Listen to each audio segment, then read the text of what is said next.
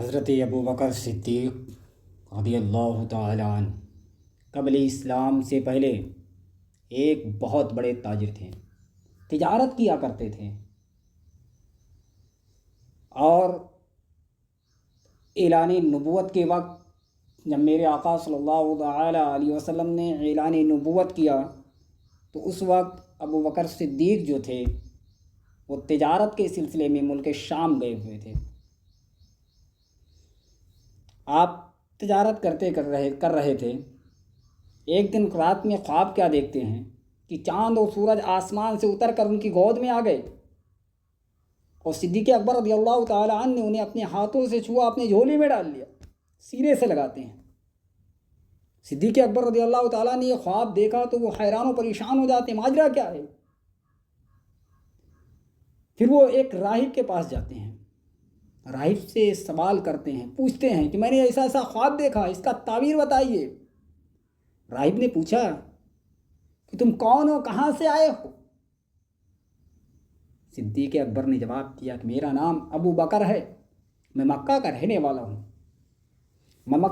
والا ہوں، بنو ہاشم قبیلے سے ہوں، اور میرا جو ہے ذریعہ معاش وہ تجارت ہے، میں تجارت کرتا ہوں، تجارت کے سلسلے میں آیا تھا، مگر میں نے ایسا ایسا خواب دیکھا ہے، اس خواب کی تعبیر کیا ہے؟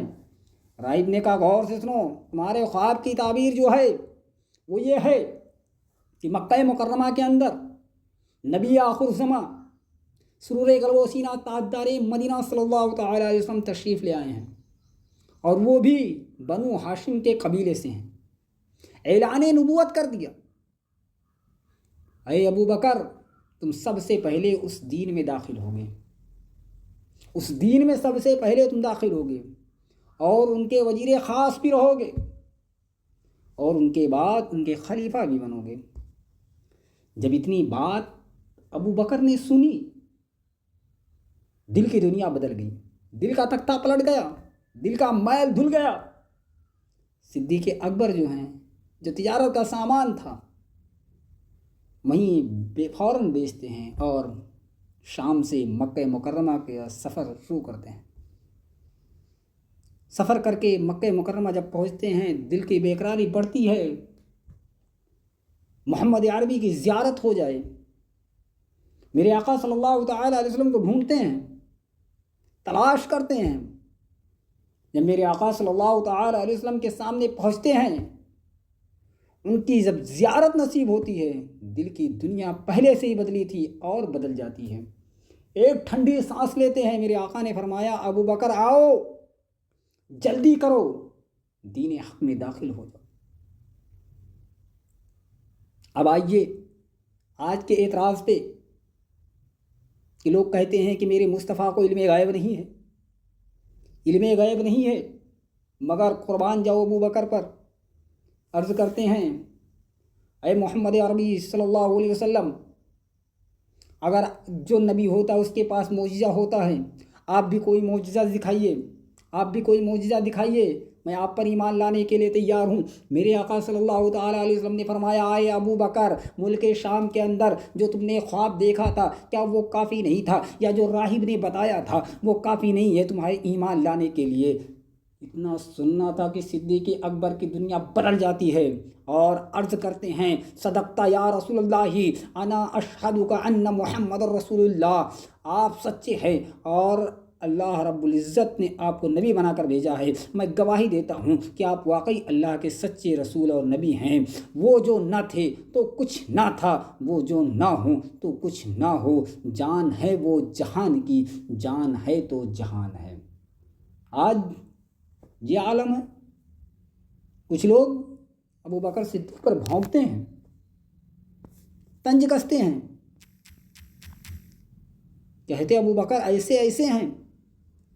ان نادانوں کو سمجھاؤ، ان کو بتاؤ کہ ابو بکر اس شخص کا نام ہے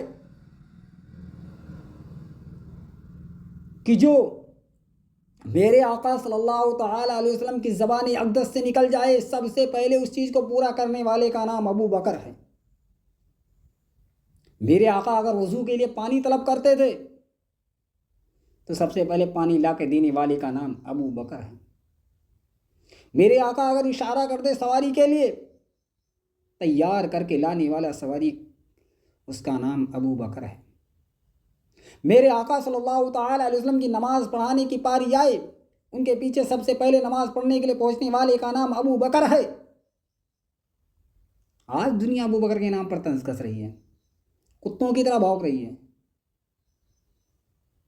ارے ہم تو بریلی والے ہیں، نہ اہل بیت وہ کسی کو بھونکنے دیں گے، نہ صحابہ پر کسی کو بھونکنے دیں گے۔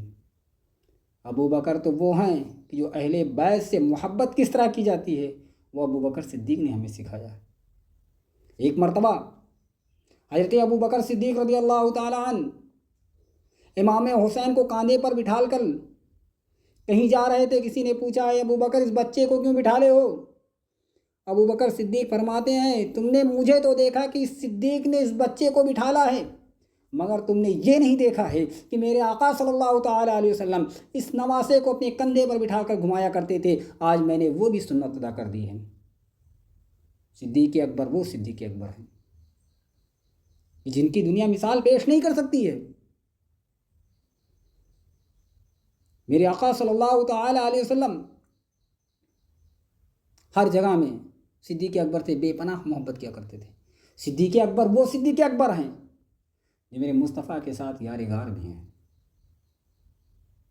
میرے مصطفیٰ کے یار غار بھی ہیں۔ اور صدیق اکبر وہ ہیں کہ جس پر میرے آقا صلی اللہ تعالیٰ علیہ وسلم کندھے پر سوار ہو کر سفر کیا ہے۔ اور صدیق اکبر وہ ہیں کہ جن کے گھر پر میرے آقا صلی اللہ تعالیٰ علیہ وسلم دولہا بن کر گئے ہیں۔ آج دور ہے ان نالائقوں کو، ان بدبختوں کو سمجھانے کا جو حضرت ابو بکر صدیق رضی اللہ تعالیٰ عنہ پر طنز کستے ہیں، بھونکتے ہیں۔ ان کو یہ نہیں معلوم ہے کہ صدیق اکبر رضی اللہ تعالیٰ عنہ کا کیا مرتبہ ہے۔